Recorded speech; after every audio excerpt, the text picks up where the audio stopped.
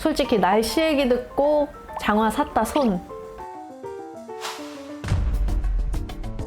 듣다 보면 똑똑해지는 라이프 듣동나. 안녕하세요, 이현입니다. 여러분은 여름 하면 어떤 것들이 떠오르시나요?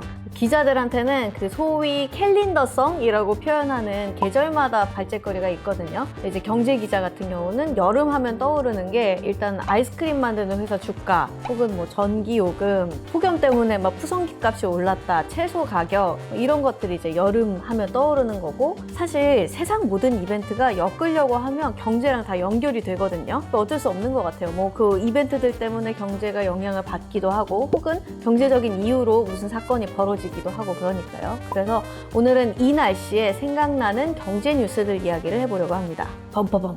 최근에 커뮤니티나 SNS에서 올 여름에 사나흘 빼고는 비가 온다네요, 이런 이야기 들어보신 분 다 들어보셨죠? 저도 굉장히 여러 번 봤거든요. 일단은 막 출근길 어떡하냐 뭐 이런 걱정도 들고, 이 뉴스 보고서는 서둘러서 장화를 미리 5월부터 사놓은 분들 되게 많더라고요. 근데 이게 괴담이 너무 퍼지다 보니까 기상청이 사실상 정말 믿을만하게 예보를 할 수 있는 건 열흘이 최대다, 확인됐다고 할 수 없는 날씨 예보다 라고 좀 수습에 나서기도 했는데, 그럼에도 불구하고 여전히 장화는 잘 팔리고 있고, 이게 혹시 장화회사 바이럴인가? 뭐 올해 헌터는 매출이 얼마나 될까? 뭐 이런 생각까지도 또 들었습니다. 올해 정말 사나흘 빼고는 비만 오는 7, 8월이 될런지 어떨런지 아직 알 수는 없지만, 거의 확실시되는 이상기후, 기상이변이 하나가 있습니다. 바로 슈퍼 엘니뇨. 지난달에 미국 해양대기국이 발표를 했습니다. 무슨 발표였냐? 5월에서 7월 사이에 최소 중간급 이상의 엘니뇨가 시작될 것이다, 그렇게 보인다라고 전망을 발표를 했어요. 세계 기상기구도 올해 중반부터 엘니뇨가 시작되면서 세계 곳곳에서 기상이변이 발생할 가능성이 크다라고 발표를 했습니다. 엘니뇨 뭔지 다 아시나요?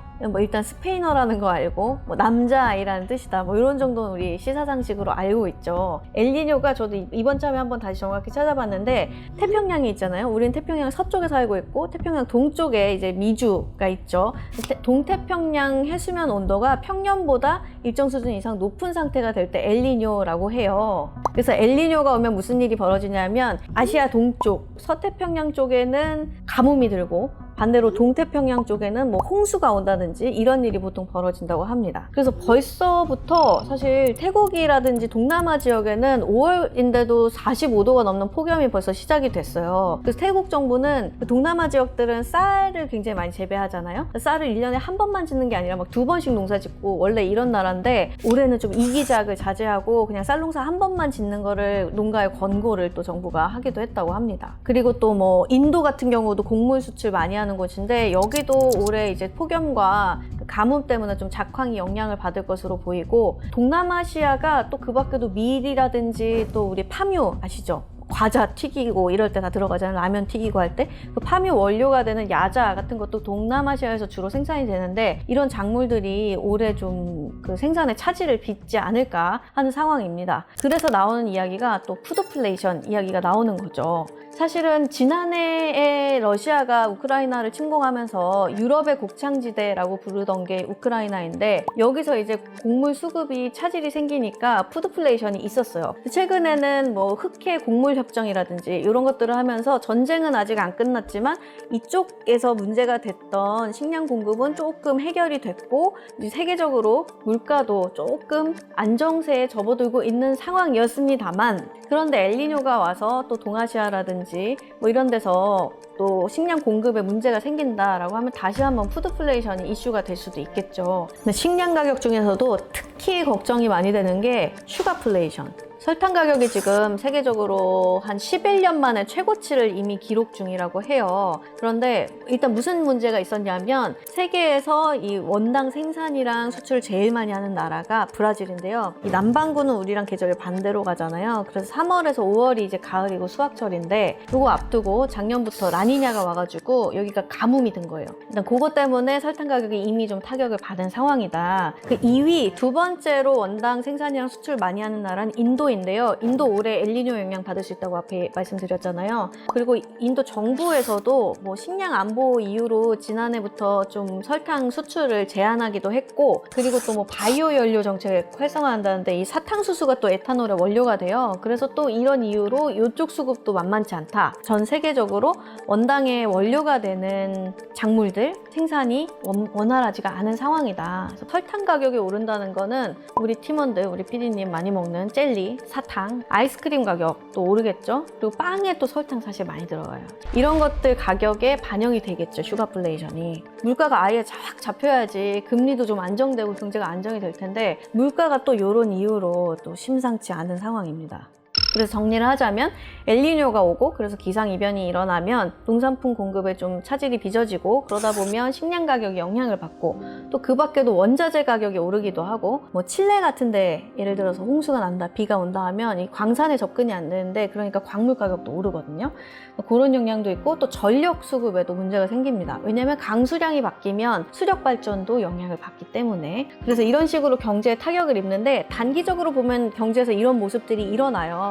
그래서 얼마가 비노라고 하면 얼마일까 좀 측정하기 어렵잖아요. 근데 최근에 이 엘니뇨가 경제적 손실을 얼마나 가져오는지 숫자를 계산해낸 연구 결과가 나와서 좀 화제가 됐어요. 아주 역사적으로 큰 엘니뇨가, 강력했던 엘니뇨가 몇 번 있었는데요. 대표적인 게 1982년에서 83년, 그리고 또 한 번이 1997년에서 98년. 이때 엘니뇨가 이후에 장기적으로 경제활동에 어떻게 영향을 미쳤나 연구를 한 거예요. 그래서 숫자로 얼마나 손실을 미쳤나 봤더니 82년, 83년 엘니뇨 때는 세계 경제에 4조 1천억 달러 손실을 미쳤고, 그리고 97년, 98년 엘니뇨는 5조 7천억 정도 경제적 손실을 유발했다고 합니다. 그리고 특히 이 지역별로 나눠서 보면 열대지방에 있는 비교적 소득 수준이 낮은 나라들이 경제적 타격을 더 크게 받는데요. 그래서 뭐 비교해보면 미국 같은 경우는 엘니뇨 5년 뒤였던 1988년 그리고 2003년에 국내 총생산이 한 3% 정도씩 줄어들었대요. 근데 2003년 페루나 인도네시아 같은 해안 열대 국가들 를 보니까 GDP가 10% 이상 줄었다고 합니다. 그 기후변화로 엘니뇨가 더 잦아질 텐데, 그리고 더 강해질 텐데, 이렇게 되면 21세기 전반에 걸쳐서 경제적 손실이 84조 달러에 달할 거라는 전망까지 연구 결과에 담겨 있더라고요. 그리고 올해 엘니뇨 온다고 했잖아요. 올해 오는 엘니뇨도 장기적으로 2029년까지 3조 달러 정도 경제적 손실을 미칠 거라고 연구 결과가 나와 있습니다. 이 연구 이끌었던 맨킨 교수는 이렇게 이야기를 했는데요. 우리 삶의 질은 세계 경제에 영향을 받고 세계 경제는 기후와 연결되어 있다. 그리고 기후변화를 통해 가장 가난한 나라들에서 가장 부유한 나라들로 거대한 부의 이전이 일어난다라고 표현을 했어요. 이 연구가 흥미로워서 막 다트머스 대 홈페이지를 뒤져보다가 같은 연구팀이 지난해 10월에 발표했던 폭염의 경제적 비용에 대한 연구 결과를 또 보게 됐습니다. 엘니뇨도 흥미롭지만 그래 매년 너무 더운데 이것 때문에 경제적 손실이 얼마지? 궁금해서 한번 열어봤어요. 근데 연구 결과 1992년부터 2013년까지 폭염이 통계적으로 경제 성장의 변화와 좀 일치되는 흐름이 있고, 높은 온도가 인간의 건강, 생산성, 농업 생산량에 영향을 미쳐서 약 16조 달러가 손실을 입었다라는 연구 결과가 또 나와 있습니다. 마찬가지로 엘니뇨랑 마찬가지로 세계적으로 소득이 가장 낮은 국가들이 폭염 피해도 더 크다고 해요. 부유한 지역 같은 경우는 1인당 GDP를 기준으로 봤을 때 폭염 피해가 한 1.5% 정도 1인당 GDP를 깎아먹는 그런 영향을 준 반면에 저소득 지역에서는 1인당 GDP 6.7% 손실을 입었다라고 계산이 된대요. 그래서 열대지방이나 남반구에 있는 가난한 국가들이 기후변화에 영향을 미치는 건 사실상 가장 적은데, 왜냐하면 공업화라든지 뭐 이런 거, 뭐 인구 밀도도 적고 가장 적은데 오히려 피해는 가장 크게 받고 있다라고 이 연구 결과가 또 지적을 합니다. 우리 맨킨 교수님이 따끔하게 경고 말씀을 또 이 연구 발표하면서 했었는데, 우리 연구는 지금 같은 기후에 잘 적응한 지역은 없다는 걸 보여준다. 기후변화의 실제 비용은 우리가 지금까지 계산한 것보다 실제로는 훨씬 더 클 것이다 라고 또 이렇게 따끔하게 경고 메시지를 같이 전해주셨습니다. 뭔가 우주에서 지구 전체를 조망하는 것처럼 날씨와 경제 이야기를 해봤는데 조금 이렇게 줌인 해가지고 우리랑 가까운 이야기를 또 해볼까 봐요. 일단 지난해 말부터 우리 경제가 회복이 되려면 중국 리오프닝이 잘 돼야 된다, 중국 경제가 살아나야 된다라는 이야기를 많이 했잖아요. 근데 중국도 사실 폭염이 너무 일찌감치 찾아왔어요. 그래서 중국도 폭염 때문에 경제 회복에 좀 차질을 빚고 있다는 뉴스가 또 나왔거든요. 가뭄에 폭염까지 더해져서 식량 가격 상승 압력이 굉장히 강하고, 그리고 냉방 전력 수요도 크고 강수량은 또 줄어서 전력 생산은 좀 차질이 빚어지고 있고, 이런 상황인데 현대차증권 보고서를 보니까 이미 중국 남부 지역에서는 굉장히 폭염의 전조 증상이 뚜렷하게 나타나고 있고, 그리고 남부 지역의 전력 공급을 책임지고 있는 수력 발전량, 이것도 이미 급감을 해서 민난성 같은 경우는 3월부터 전력 제한 조치에 이미 들어갔대요.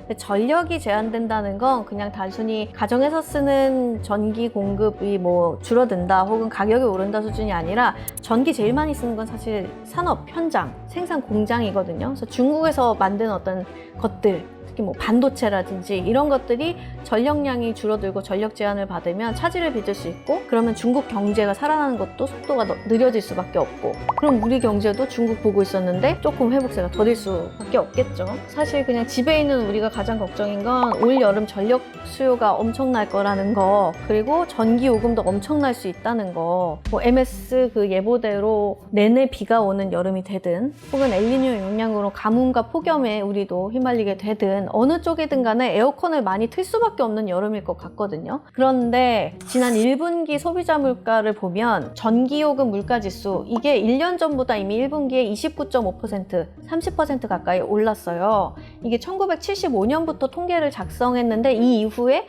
가장 높은 증가율이라고 합니다. 왜 그런가 하면 전기요금을 올리기 시작했잖아요. 1월에 한 번 올렸고, 그리고 지난달에 5월에 한 번 더 올렸죠. 근데 1분기 같은 경우는 1월 인상분이 반영돼서 이 정도 오른 건데, 이제 여름 전기요금에는 5월에 올린 게 또 2분기에 반영이 될 거 아닙니까? 그러면 같은 양만 써도 오르는데 전력을 우리가 더 많이 쓸 것 같잖아요. 높은 확률로. 안 그래도 여름엔 더 많이 쓰는데 아마 여름에는 전기료 폭탄이 또 날아오지 않을까 하는 걱정이 또 있습니다.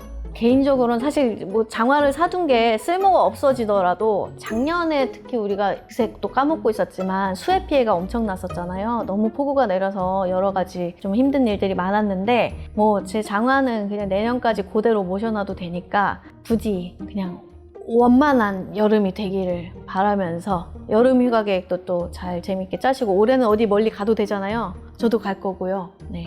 그래서 신나는 여름이 됐으면 좋겠습니다. 이상으로 발표를 마치겠습니다. 화수목 아침 7시 듣동나가 습관이 됩니다.